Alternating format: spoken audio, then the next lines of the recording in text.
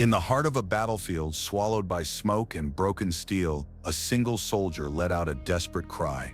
His voice cut through the darkness, trembling with fear and pain. Yet no reply ever came. The silence around him was heavier than the war itself, pressing against his chest like an unseen hand. Every shadow twisted into something unnatural. Every breath carried the weight of being truly alone. What awaited him in that silence was not the enemy he trained to fight, but a presence beyond human, waiting in the dark. The night was heavy, a battlefield soaked in smoke and shadows. The soldier's breath was uneven, his heart racing faster than the gunfire that had ceased hours before.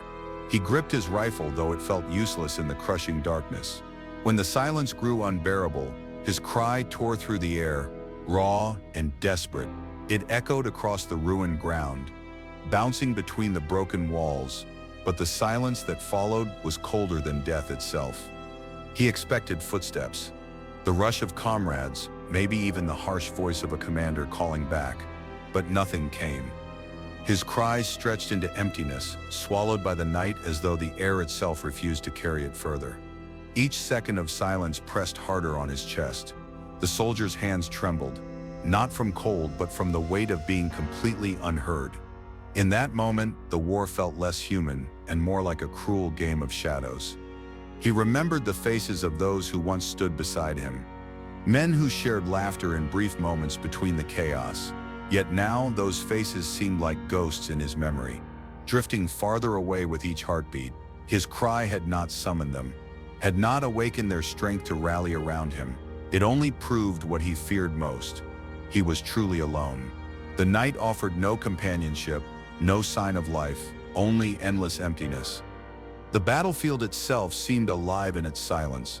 Twisted steel beams groaned under the weight of unseen forces. Craters whispered with the voices of lost men carried in the wind. The soldier's cry felt small against such vast despair.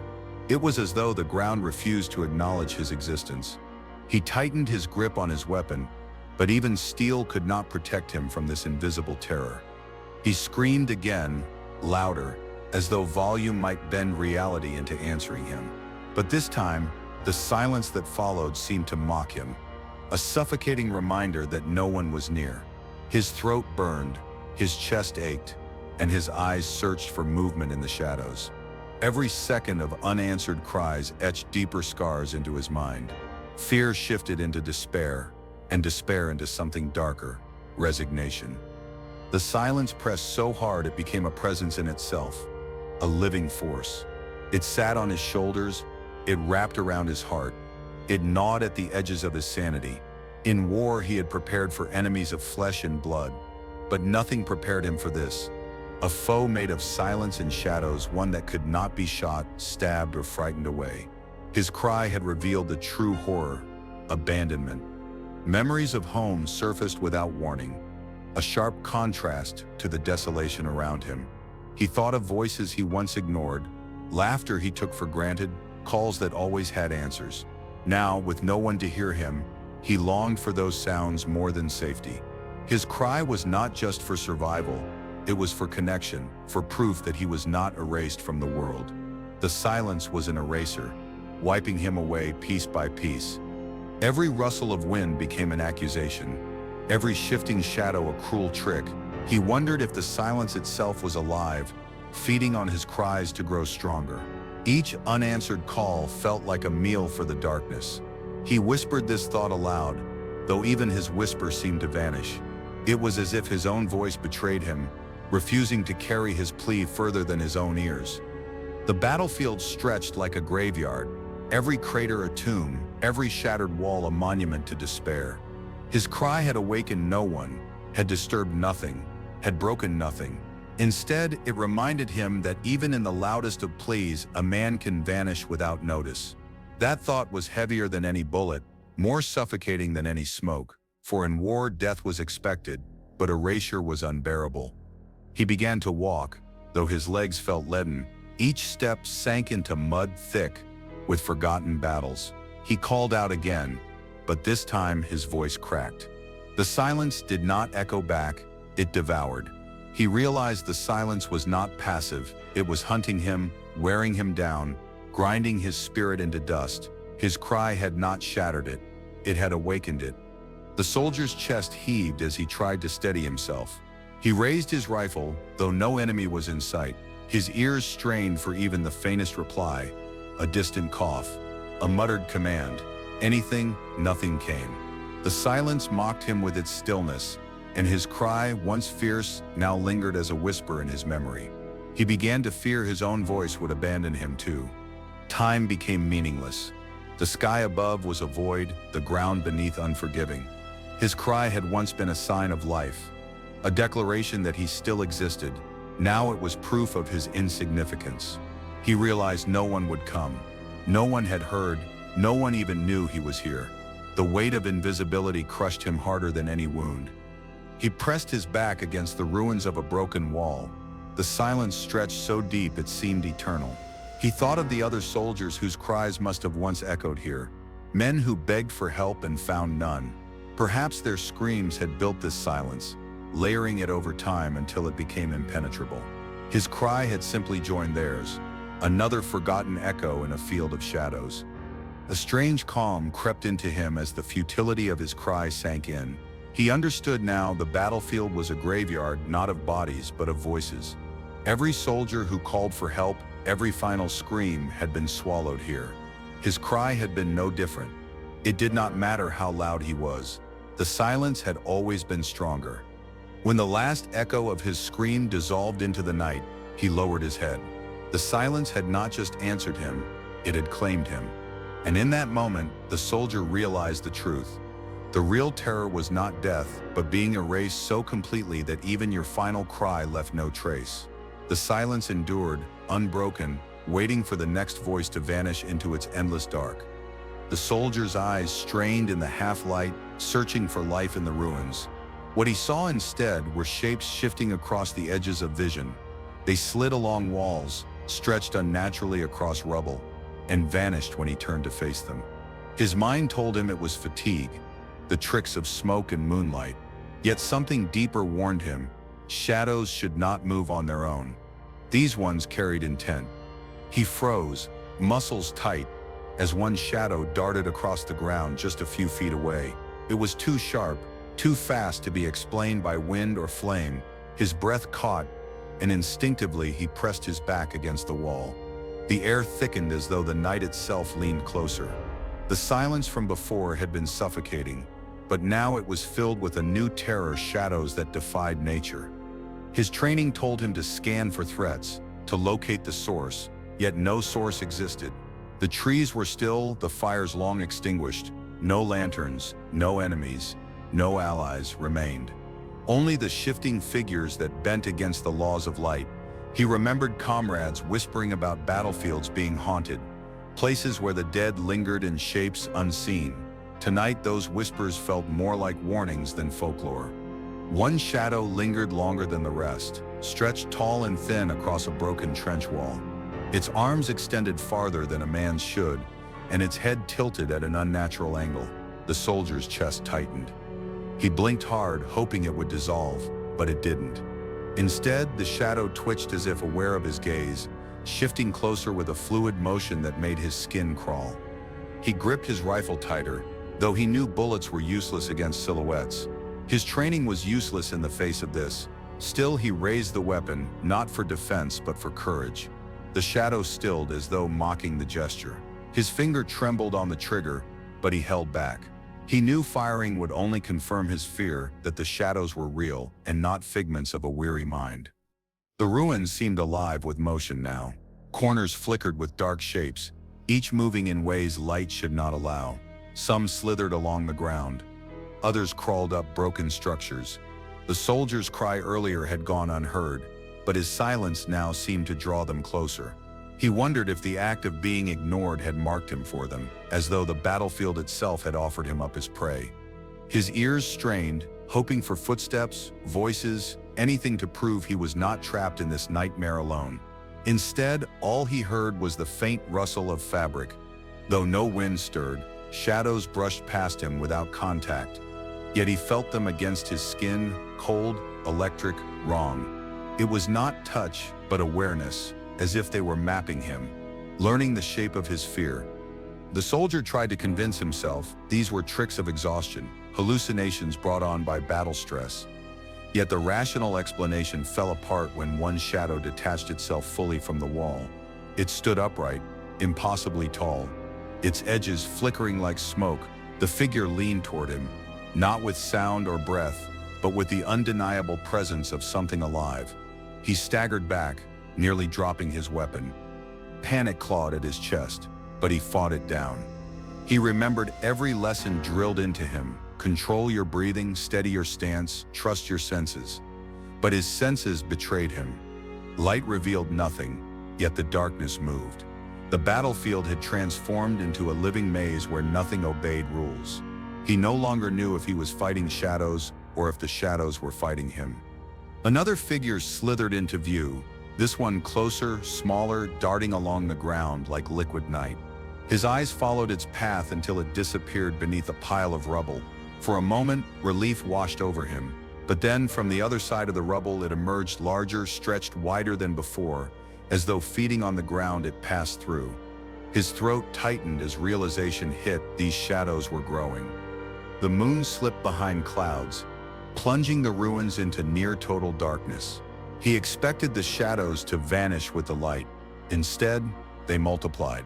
Freed from the constraint of moonlight, they thickened, their shapes bolder, clearer. His mind recoiled at the impossibility. Shadows without light were not shadows at all.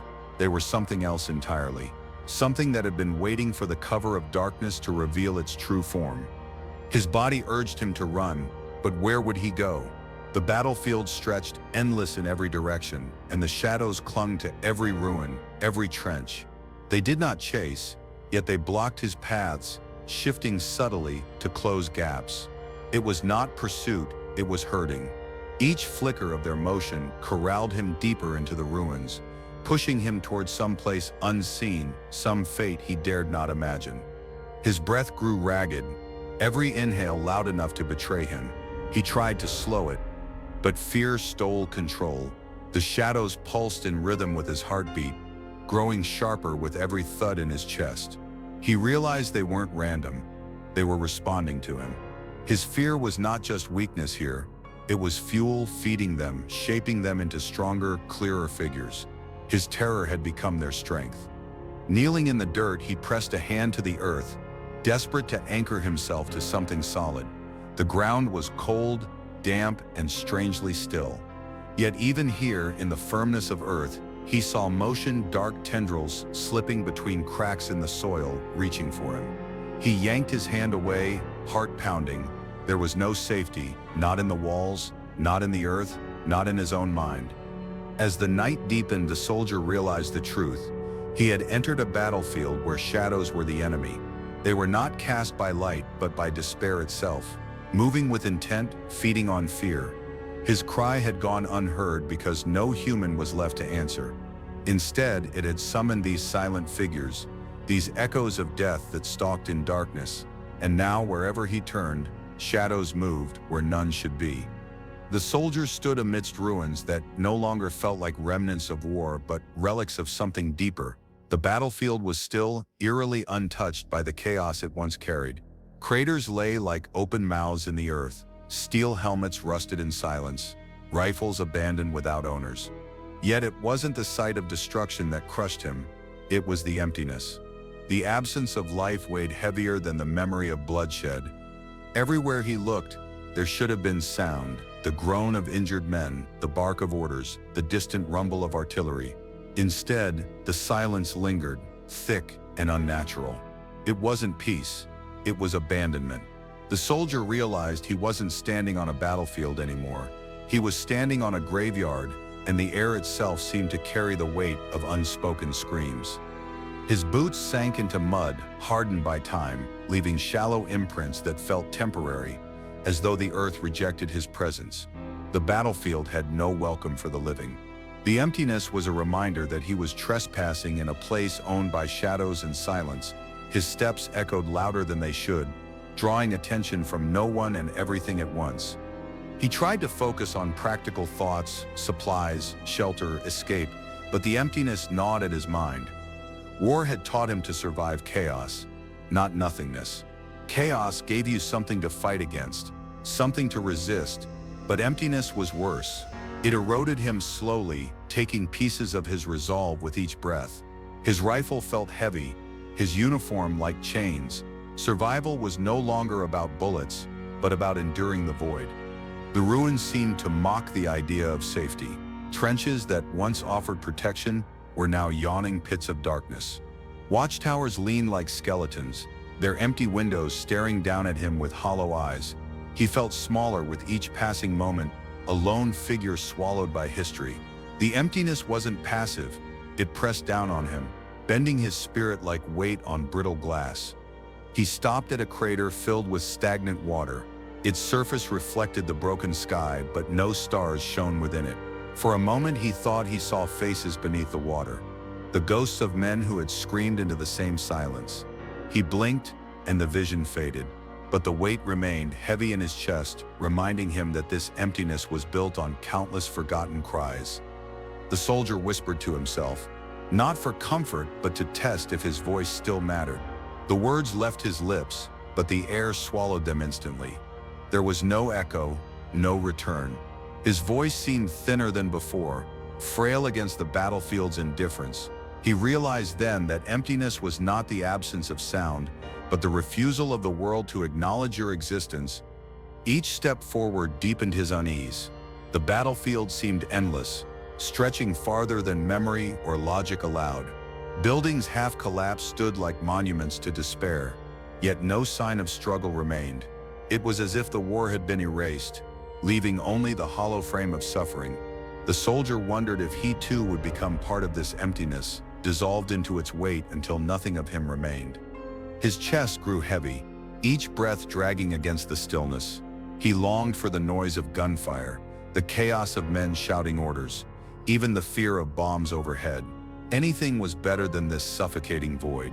War had once been his nightmare, but now the nightmare was its absence. The battlefield was no longer a place of fighting. It was a place of forgetting.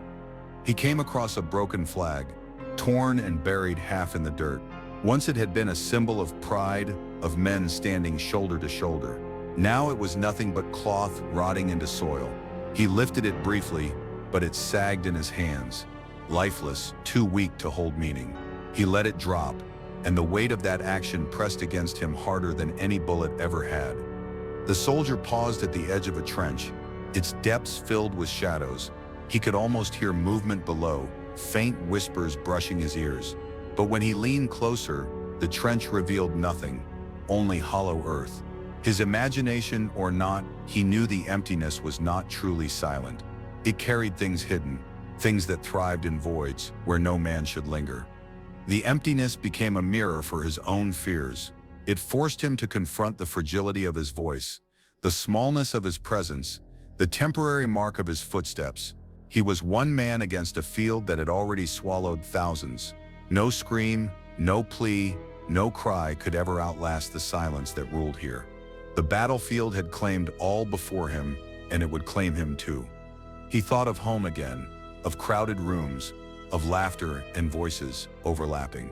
Those memories now felt alien, as though they belonged to another life. Here, the emptiness stripped him of belonging. He was not a soldier anymore, not a man, not even a survivor.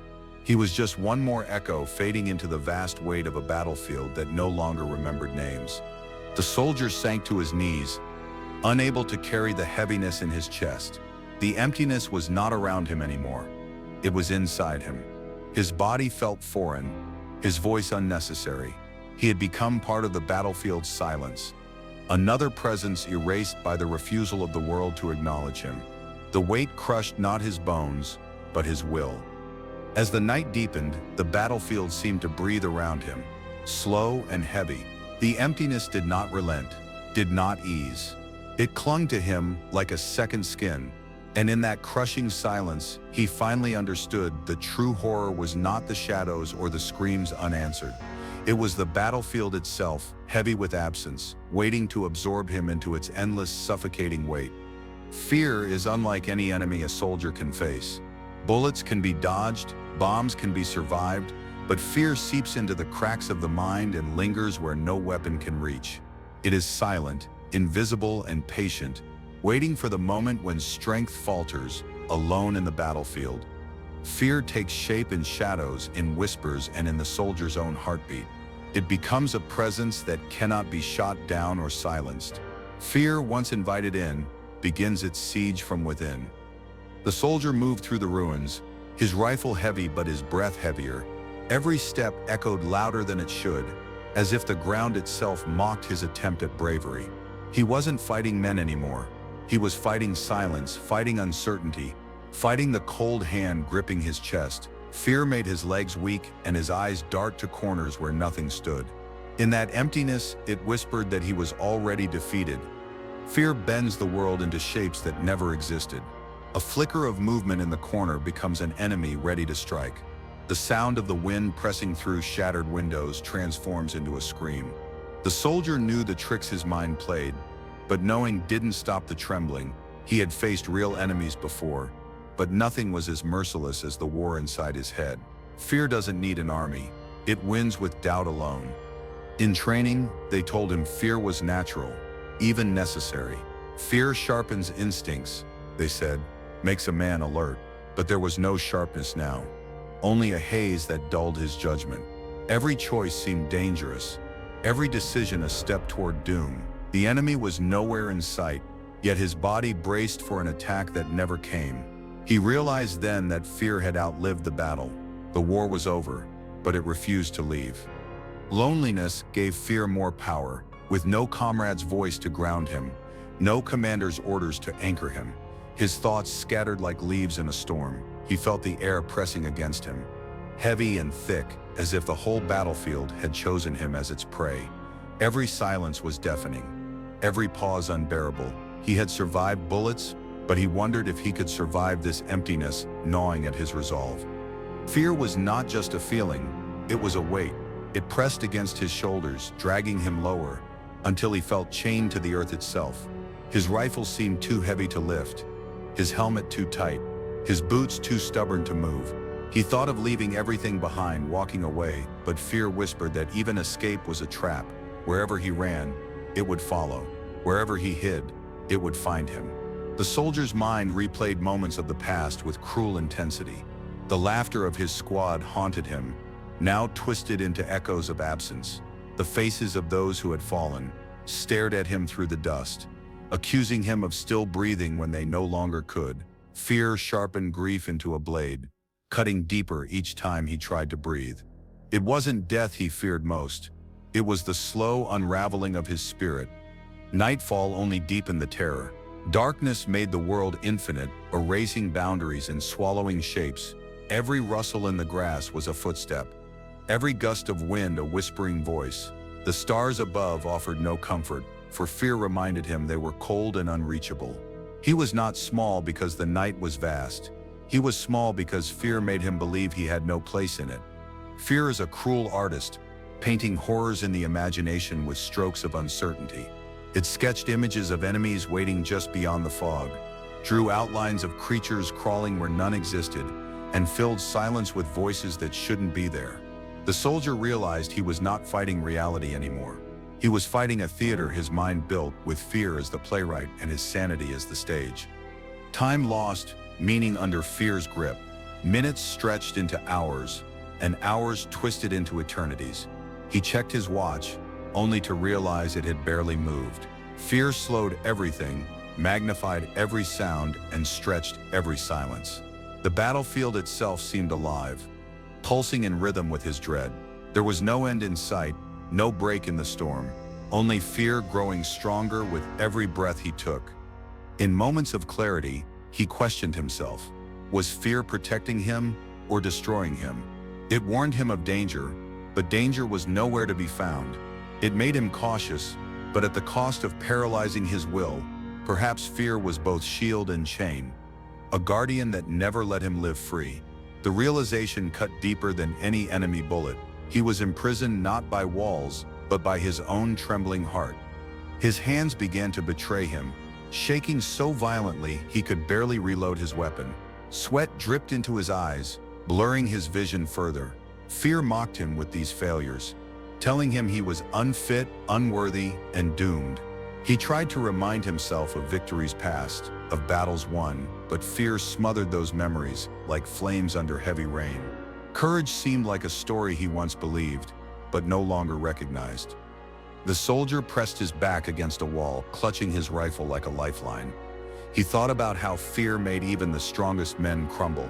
It doesn't strike all at once, but eats slowly, piece by piece, until nothing is left but hollow flesh. He felt hollow now, like a ghost haunting a war that no longer existed. His body lived, but fear whispered that his soul was already lost. Yet, deep within that hollow, something flickered. Perhaps it was defiance, perhaps only exhaustion, but it burned enough to remind him that fear was not invincible. He realized that if fear could invent enemies, then maybe he could invent courage. It would not come easily, nor stay long, but it could exist. Fear had cornered him, but he still had the choice to move. He decided then that silence would not own him. When fear becomes the only enemy, victory is not in killing but in refusing to surrender. The soldier knew he could not erase it, but he could walk with it, breathe through it, and keep moving despite it. Fear would follow him, whisper and press against him, but it would not decide for him. In the end, his survival was not proof of strength, but proof of persistence. Fear remained, but he remained too. Fear does not arrive with a shout, it arrives quietly, seeping into the cracks of the mind until everything feels unsafe. The soldier thought he was prepared for it, trained to master it, but training could not silence the unknown. When the gunfire stopped and the enemies vanished, the silence was louder than any battle. In that silence, fear became the only sound he could hear, and once it spoke, it would not stop. He walked across the rubble with steady steps, yet his body betrayed him with trembling. Each crunch of gravel beneath his boots sounded like an alarm.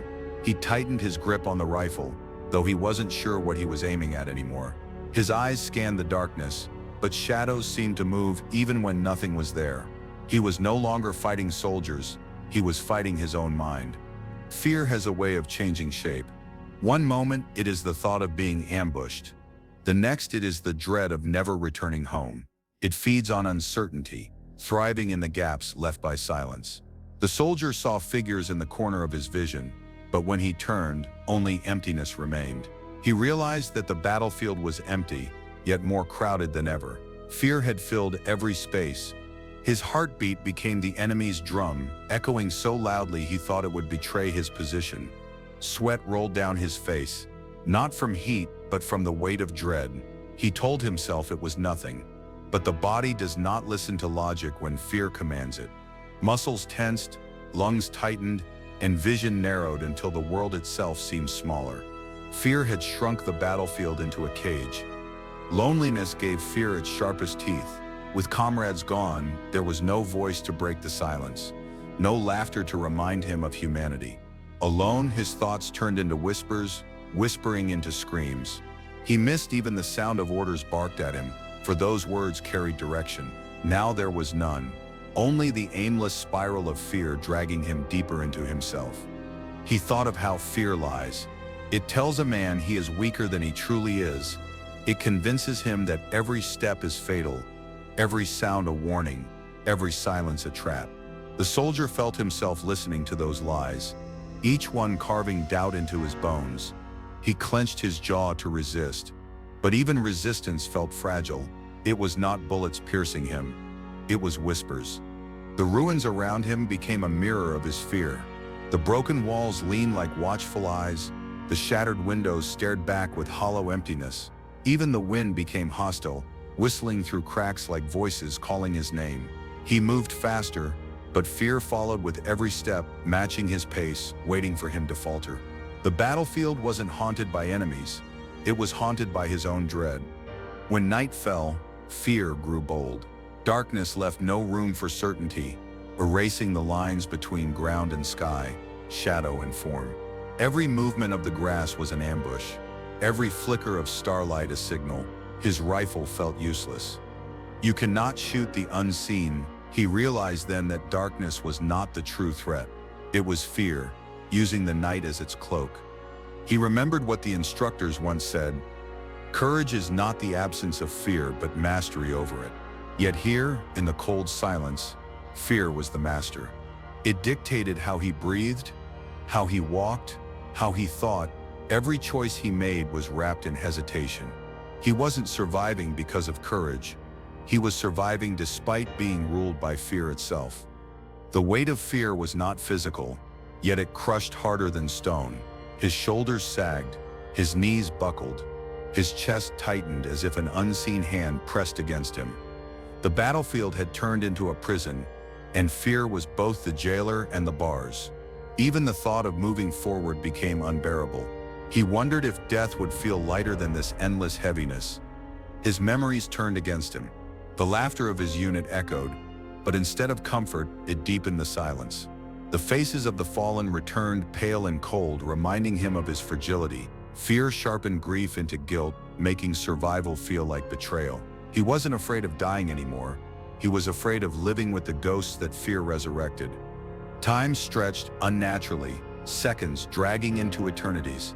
He looked at his watch, only to find that barely any time had passed. Fear warped his sense of reality, stretching every silence, amplifying every sound. He felt trapped not just in the battlefield, but in the endless ticking of a clock that refused to move. Fear, it seemed, could even control time.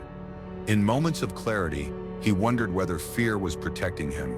Perhaps it kept him alive by sharpening his senses. Yet, what good is survival if every breath feels like drowning? Fear's protection came at the cost of his spirit. It shielded him from death but robbed him of life. That was its cruelest trick. It kept him breathing, but it stopped him from living. His hands began to betray him. They shook uncontrollably, the rifle rattling in his grip. He tried to steady his aim, but the trembling grew worse. Fear mocked him with every failure, reminding him that even his body belonged to it now. He clenched his fists until his nails dug into his skin, desperate for control. Yet control felt like a memory, not a reality. The silence broke suddenly with a faint rustle in the distance. His heart raced, fear convincing him it was an enemy. He aimed, held his breath, and waited. Nothing moved. The rustle was gone, but the terror remained. That was when he realized the truth. Fear didn't need real danger to win. It only needed his belief in it. He pressed his back against a wall, breathing heavily. His mind told him he was safe, but his body refused to listen. Fear whispered that safety was an illusion, that danger hid in every shadow. It urged him to keep moving, but moving brought no relief. He could not escape something that lived inside him. He could only carry it. As hours passed, he thought of surrender, not to an enemy, but to fear itself. To stop fighting and let it consume him. End the struggle, end the exhaustion. Yet something inside resisted, perhaps pride, perhaps instinct, but it refused to bow completely. Fear could choke him, crush him, and weaken him, but it could not erase the flicker of will that kept him standing. In that flicker, he saw a lesson. If fear could create shadows, then perhaps courage could create light. It didn't mean the fear would vanish. It would always follow him, whispering and pressing against him. But maybe courage was not the absence of fear, but the decision to walk despite it. The soldier realized that fear could not stop his footsteps unless he allowed it. The battlefield was still empty, but something had changed. Fear remained, clinging to him, but it no longer owned him. He still trembled, still heard whispers, still saw shifting shadows. Yet he moved forward, step by step, carrying fear like a burden rather than wearing it like chains. For the first time, he felt fear was heavy, but not unmovable. When fear becomes the only enemy, survival is not measured in victories, but in persistence. The soldier had not defeated fear. It walked with him still, but he had refused to let it decide his fate. Courage was not louder than fear, but steadier. And as he marched on through the silence, he understood that persistence itself was the truest form of strength. The soldier had grown used to silence, but this silence was different. It was not the quiet of an abandoned battlefield or the hush after gunfire. This silence seemed alive, pressing in from all sides, listening as much as it concealed. He felt it wrap around him like a cloak, heavy yet invisible. His instincts screamed that he was no longer alone. The battlefield had shifted into something watching. He froze in place, straining to hear what could not be heard. No footsteps, no whispers, no rustle of movement, only that thick, suffocating quiet. Yet in that void he sensed a presence stronger than any sound. His breath came shallow, for even exhaling felt like revealing himself. Fear had whispered before, but this was no whisper. This was something unseen, responding with its own silence. The ruins around him seemed to hold their breath. Shattered walls stood like witnesses, their jagged edges reaching toward him. The stillness of the air felt unnatural, as if even the wind dared not intrude. He thought he saw shadows shift, but they settled back into place before his eyes could confirm them. This silence was not empty. It was deliberate. Something waited for him within it. A chill crept across his skin. Though the night was not cold, it felt as if invisible eyes traced his every move, calculating, measuring, waiting. His grip tightened on the rifle, though he knew no bullet could pierce what he sensed. Fear had been his companion before, but this was different. Fear lived within him. This presence pressed from outside, intruding, surrounding, answering his very heartbeat with silence. The silence grew heavier the longer it lingered. It was as though each passing second added another stone to his chest. He wanted to call out, to break it, but his voice stuck in his throat. To speak felt dangerous, as if the act itself would invite something closer, so he remained quiet, trapped in a standoff with something that refused to reveal itself yet refused to leave. He thought of the men who had vanished in battles past, swallowed by darkness with no explanation.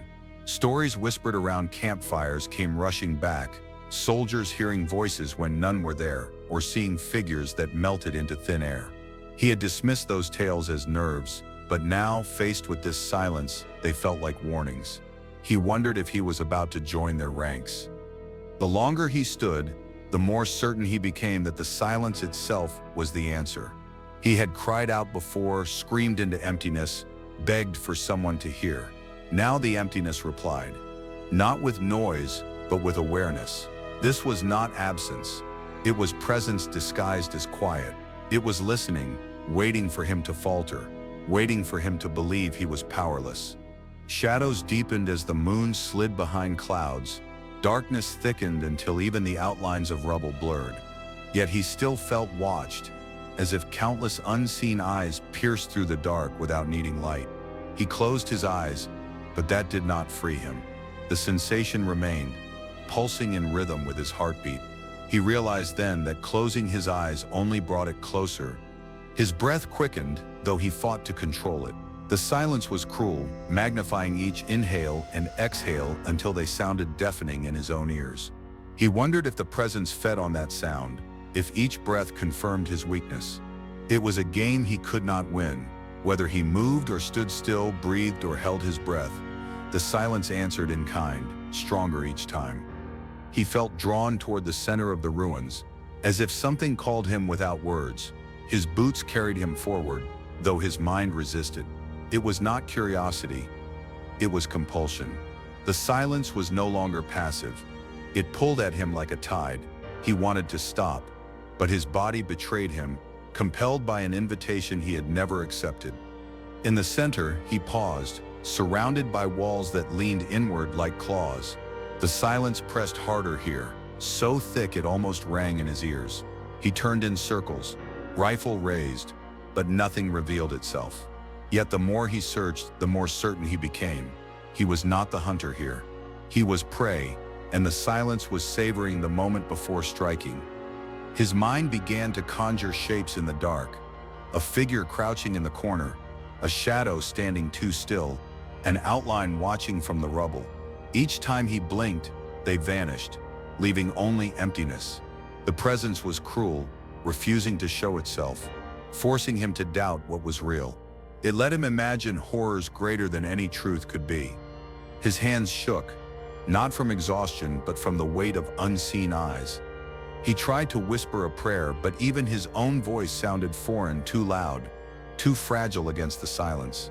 The moment he spoke, the quiet grew sharper, almost cutting. It was as though the presence acknowledged his words, feeding on them, twisting them into fuel. The soldier began to realize that the silence was not meant to be broken. It was the presence itself, the language of whatever lingered here. It did not need sound to communicate.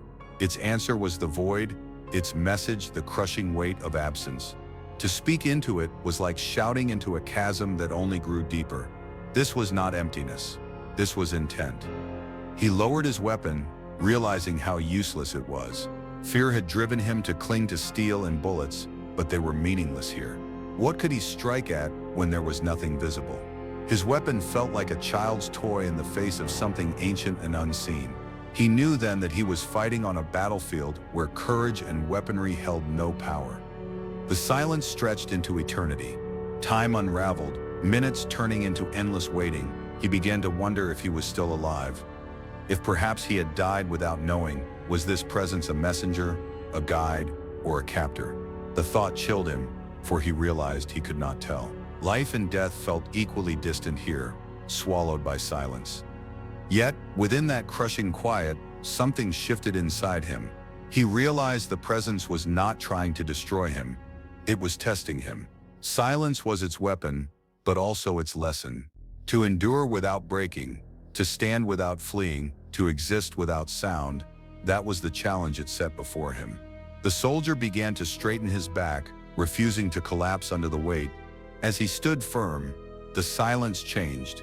It was still heavy, still immense, but it no longer pressed against him with the same hostility. Instead, it felt like recognition.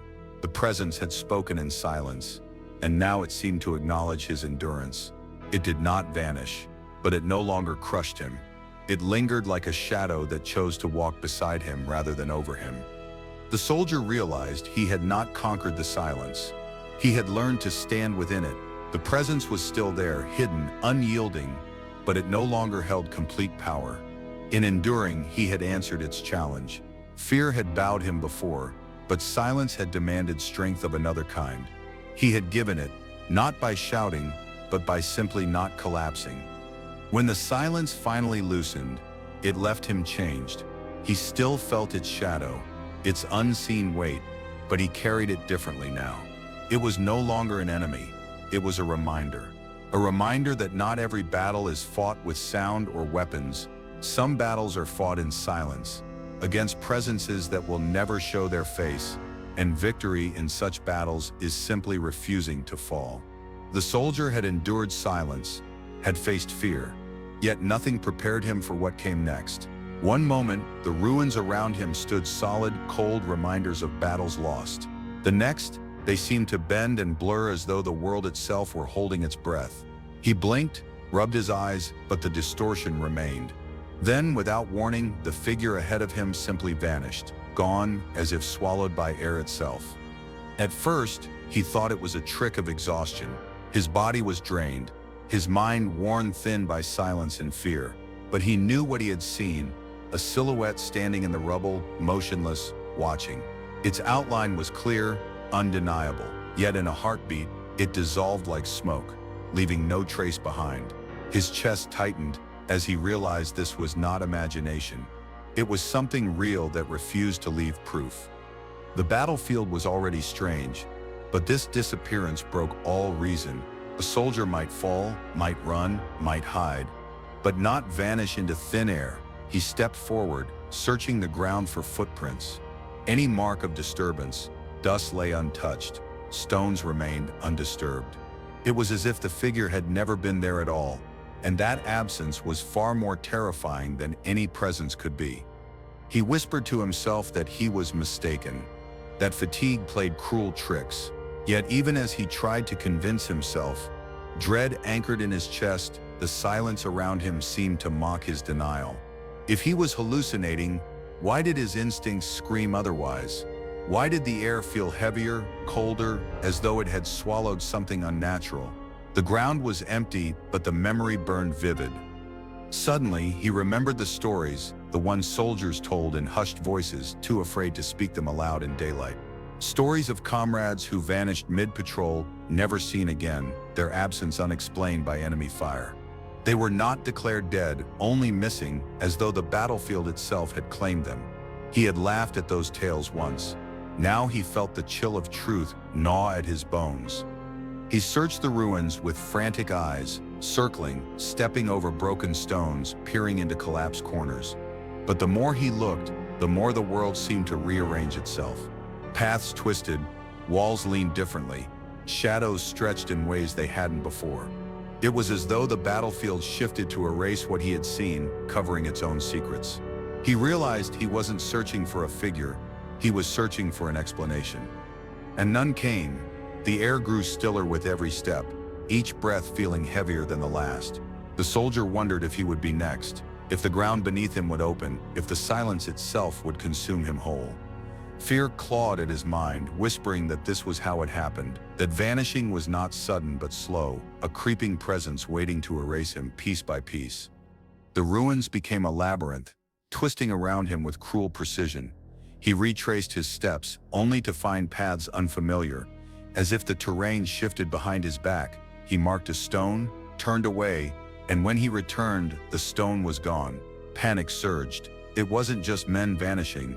It was reality itself, unraveling, reshaping, erasing truths he had once trusted. He began to wonder if he was already lost.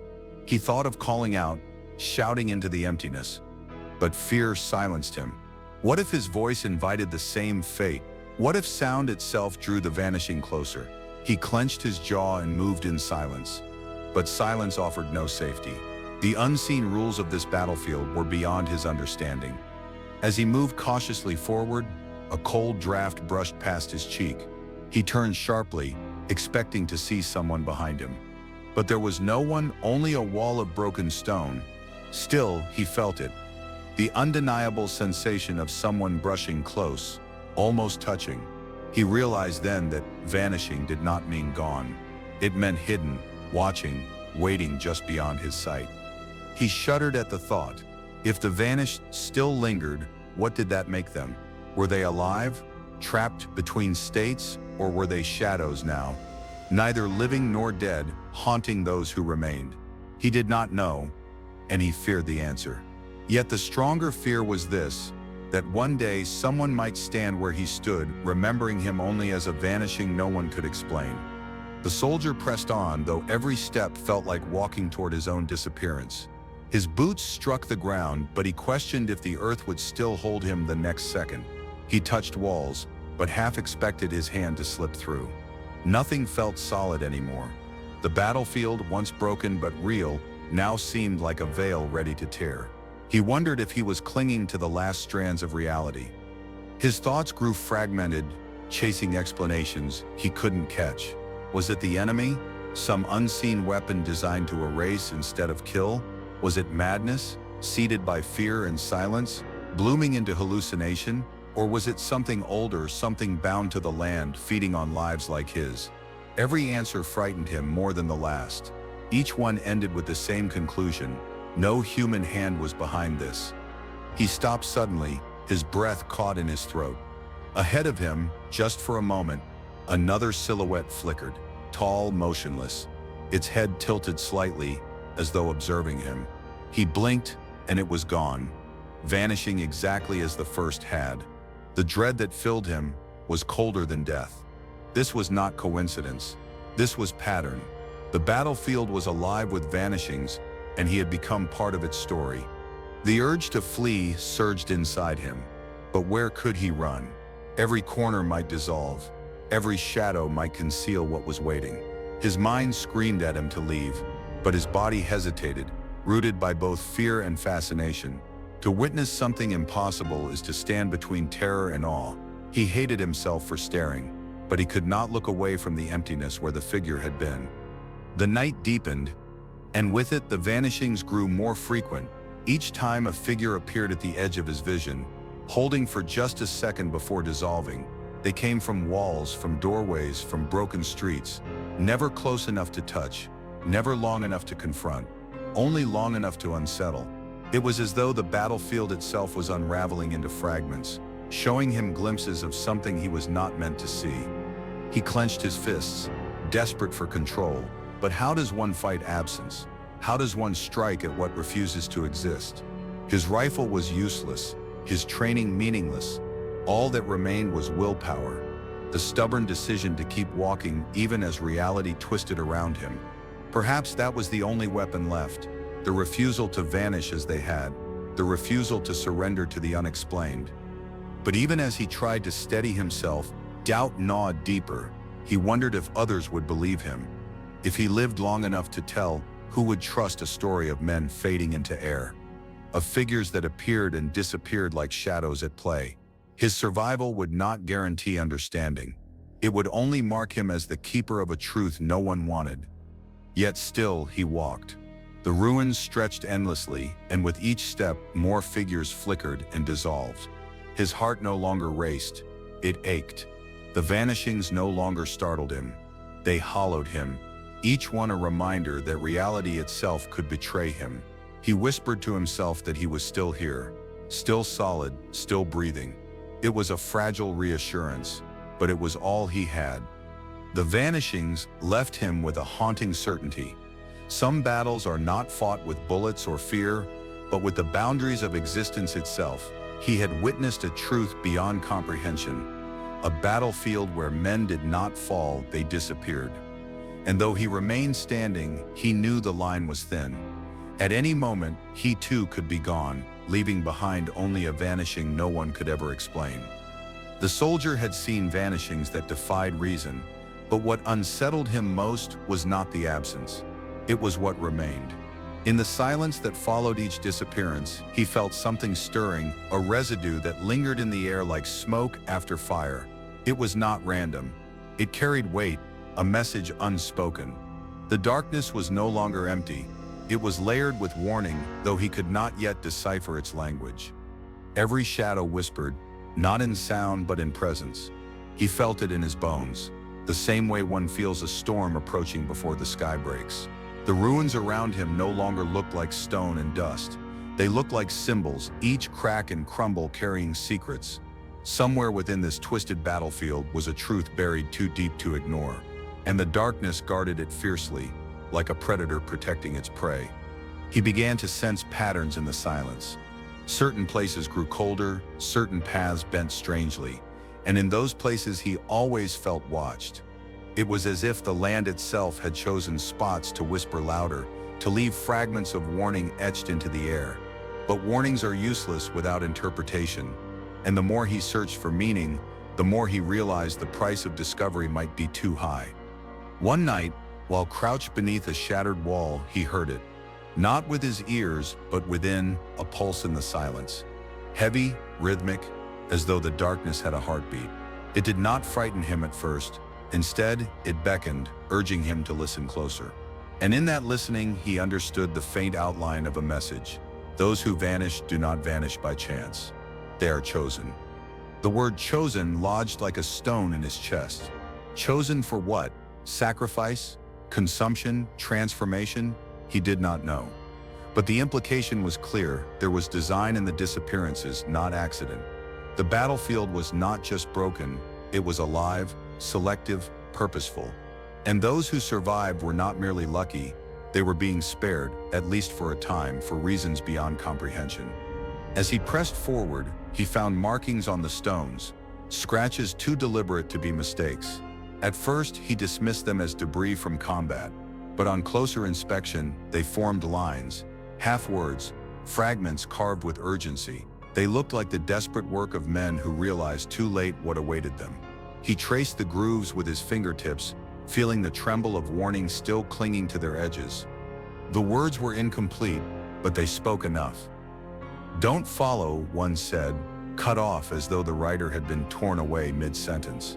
Another simply read, "Still here," carved deeper than the rest. And beneath the rubble, one nearly hidden, "It watches." His breath caught as the carvings confirmed what he already felt in his gut, that the vanishings were not silent accidents, but orchestrated events. The darkness thickened as night deepened, swallowing the battlefield in a suffocating shroud. The soldier moved slowly, listening for what could not be heard, watching for what could not be seen. Every flicker of shadow felt deliberate. Every silence pressed heavier. He realized then that the warnings were not just for those who vanished. They were for him, for the ones still walking, reminding them of the fate waiting close. It occurred to him that perhaps the vanishings were not final. Perhaps those taken were not gone, but absorbed, held within the darkness itself. That would explain the lingering weight, the faint echoes of presence that never fully left.